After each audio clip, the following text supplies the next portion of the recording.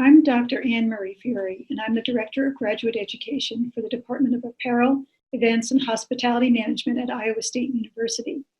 We've made a series of short videos that showcase our alumni of our hospitality management and apparel merchandising design graduate programs.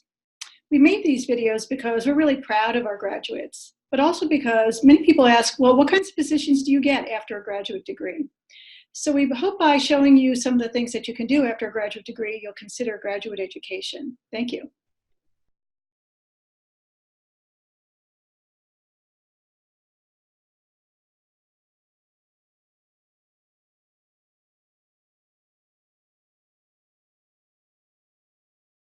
Before I entered the graduate program at Iowa State, I had my undergraduate from Kansas State University in dietetics. I'd worked several positions in food service management. I worked at K-State in housing and dining. I also went to culinary school, and I worked in several food service positions after that. After getting my culinary degree, I worked in corporate food service and with contract management, and then I worked in school nutrition as a menu planner and operations manager, and I also taught nutrition at Mesa Community College.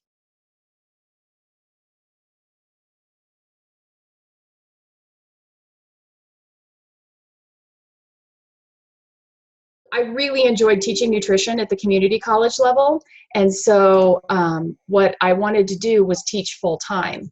So to do that, I had to have a master's degree. So that was my motivation, was to stay in college level education.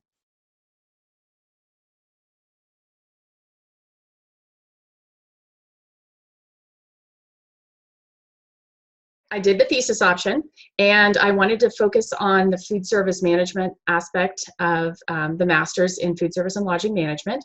So I focused on that, and I specifically focused, my thesis was based on developing competencies for undergraduate dietetics education, because I wanted to continue to work with dietitians or teaching dietitians or nutrition students that wanted to pursue the RD credential.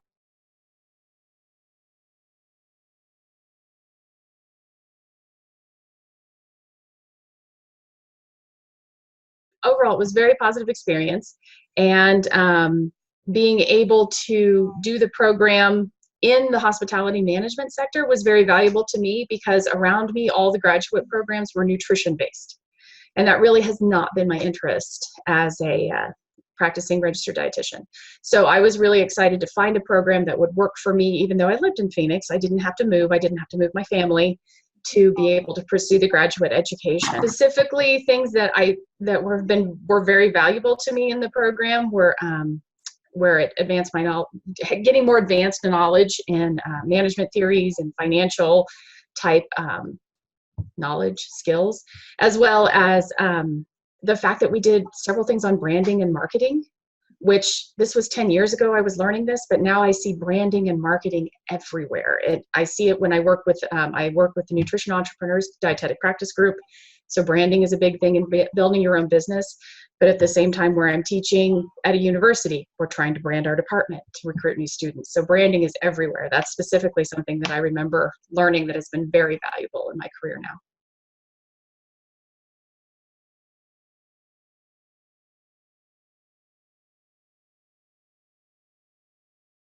Currently, I am an affiliate faculty member at Metro State University of Denver, and I teach food classes.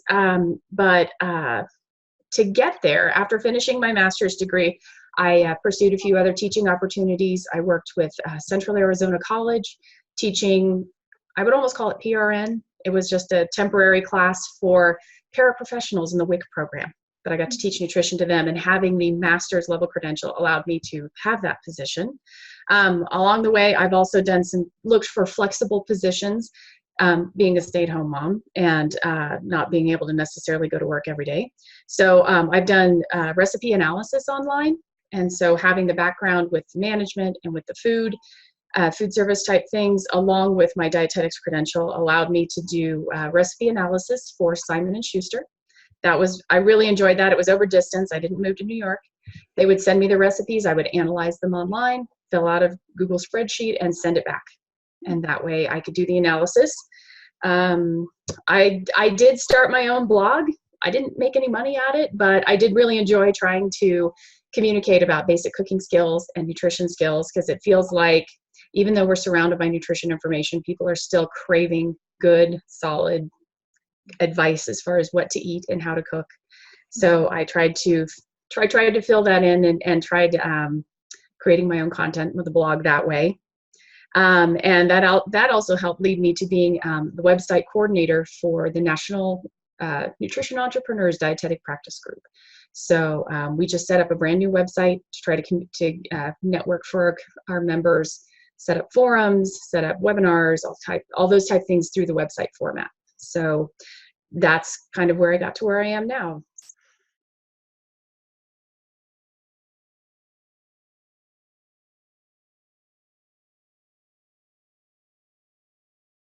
So as an affiliate faculty member, I am in the hospitality department at Metro State. We're going through a reorganization. So we are in what they're calling the School of Heat, Hospitality Events and Management.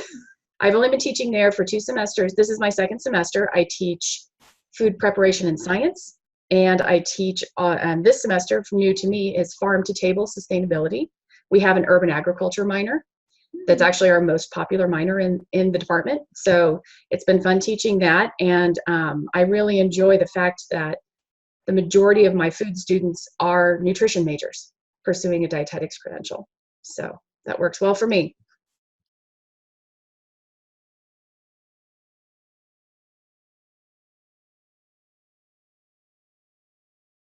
To teach at a community college, or even just or rather a 4-year college level, you need to have a master's degree. So that is the minimum required anymore. So that opened the door for me to be able to continue teaching at the college level. And then having the food service management allowed me to get into the hospitality department, where I'm very interested in the food and management as opposed to the clinical dietetics side of dietetics. So having the food service management degree has allowed me to help teach concepts of hospitality to both restaurant majors as well as the undergraduate nutrition students pursuing their dietetics degree. So I could see it from both sides. Doing my graduate degree via distance has really helped me learn how to build relationships over distance, how to write effectively in communications. Teaching 10 years ago and teaching now is how much more of the course content is now delivered via computer, even if it's not a distance course. We use Blackboard here at MSU Denver, and it's uploading assignments and putting out discussion threads and all those kind of things to have seems like almost every course is hybrid now. So having been a distance student, I understand some of the difficulties of trying, as opposed to being a traditional classroom student and turning in paper assignments. Just doing a master's degree in general has helped me understand more about the research required for, rigorous scholarship. Just understanding what good scholarship is and good research is, because as we're surrounded with lots of pieces, I see something every day on Facebook that's like, no, that's not a good source. But being able to understand where good research comes from and what it takes to do good research has really helped me come up with good sources, both for my students, for my blog, or anytime I come up with anything on my own. Knowing where to get good research has been very valuable. One of the projects I think that was the most useful to me was in our financial class, where we learned about cost-benefit analysis. Looking at a project, what is this going to cost? At the time, I was actually developing a culinary program for the community college where I was. And the idea of whether or not we should have a student-run restaurant. What would that cost? Would we have customers? Where would this be located? What would it cost the students versus the program? So just understanding those, and as even in continuing to work in the academic setting, there's such an emphasis on finances. Where is your money coming from? Where is it going? Should we pursue this or not? And so just understanding all the dynamics. That is one project that really has stuck out with me. And then, like I said, with the branding, the course on branding and marketing has really stuck with me. And it's been interesting to see that continue to be such a prominent trend in all types of programs, like I said, academic or professional. No matter where you are, you're trying to put your brand out there and fight for the limited number of customers that are out there for whatever your field is.